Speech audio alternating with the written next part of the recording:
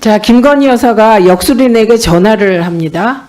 역술인에게 전화인지 카톡인지 뭘로 연락을 합니다. 메시지인지. 그래서 나 깜빵 가요? 이렇게 물었어요. 그런데 그게 공개됐습니다. 이게 기사 밸류가 있습니까? 없습니까? 특정 사안에 대해서는 그 취재기자, 데스크, 담당 제작부서에서 판단합니다. 아니, 본인이 앵커잖아요. 앵커였잖아요.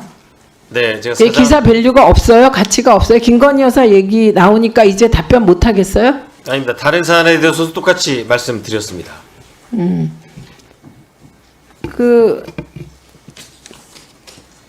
정재준 기자님, 이게 기사 밸류가 있습니까? 없습니까?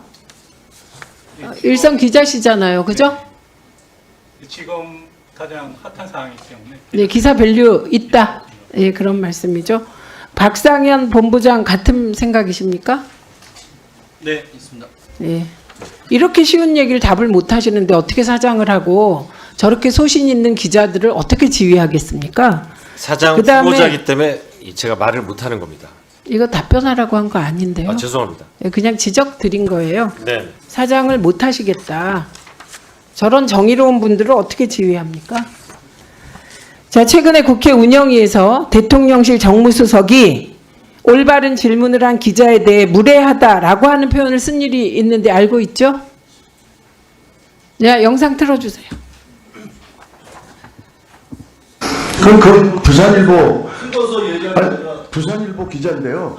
저는 그거는 그 기자가 대통령에 대한 무례라고 생각합니다. 대통령이 사과를 했는데 마치 어린아이에게 부모가 하듯이 뭘 잘못했는데 이런 태도, 저는 그 태도는 시정해야 된다고 생각합니다. 이건 거의 정상이 아니에요. 예, 이 답을 한 분은 무슨 용산 참모가 기자가 그 대통령이 좀 아픈 그리고 국민들이 모두 바라는 질문을 했다고 무례하고 기자 보고 시정하라고 합니까? 그 기자가 그럼 정말 무례했는지 그거 한번 틀어볼까요? 마치 사과를 하지 않아도 될 만한 일인데 바깥에서 시끄러우니까 사과하는 거 아닌가 이렇게 오해를 하실 수도 있을 것 같습니다.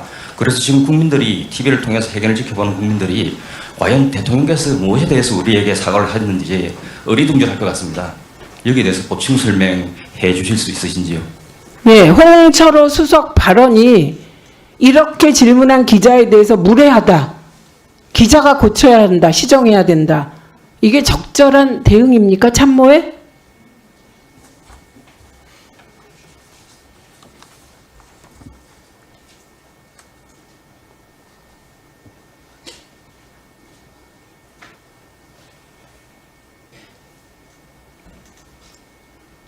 저한테 질문하신 겁니다. 네.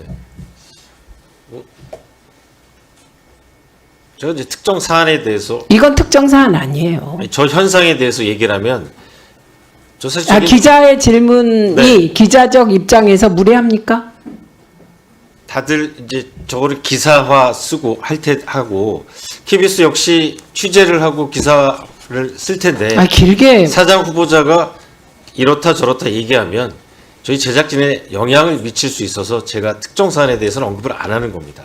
이게 특정 사안이 아니고 비겁한 겁니다. 지금 말 못하는 건. 예, 정재준 기자님 네, 나와주시고요. 박상현 본부장님 나와주십시오. 지금 보니까 후보자는 김건희라는 이름만 나오면 예, 찰떡을 입에 무십니다.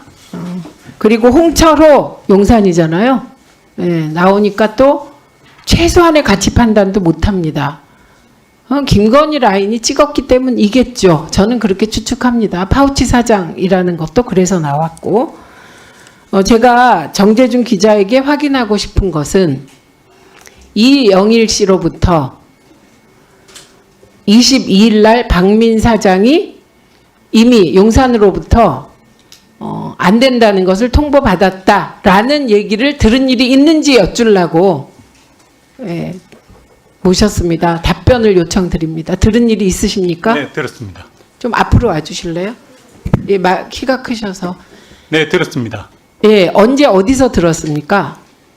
네, 치킨집.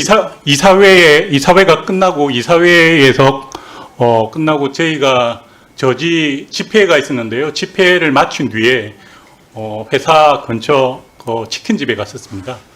그 치킨집 밖에 이영일 주관이 직원들하고 앉아 있더라고요. 그래 저도 이제 집회를 마치고 나온 상황에서 사장이 이제 파격적으로 이제 된 부분에 대해서 좀 궁금해서 물었습니다. 그 어떻게 된 거냐라고 물었을 때 그렇게 답변을 했습니다. 그러니까 22일 박민 사장이 용산으로부터 당신은 안 된다라는 얘기를 이미 박민 사장이 22일 날 통보받았다. 그 전에 알았던 것 같습니다. 그 미리 들었었냐라고 하니까 어제 저녁에 뭐 알고 저녁에 미리 회식을 했다라는 답변을 했었습니다. 아, 그러니까 거기 23일 날 네. 박장범 후보자가 7대 0으로 된 날, 예, 추천받은 날, 그 전날 알게 됐다. 그래서 그 박민 사장 측근 사람들이 회식을 했다. 이 얘기인 저녁에 거죠. 회식을 했는데 그 정확하게 그날 뭐 알게 된 건지 그것보다 더 일찍 알게 된 건지는 확실치 않지만 그날 저녁에 알고 있었기 때문에 회식을 했다라는 이야기를 들었습니다. 그러니까 핵심은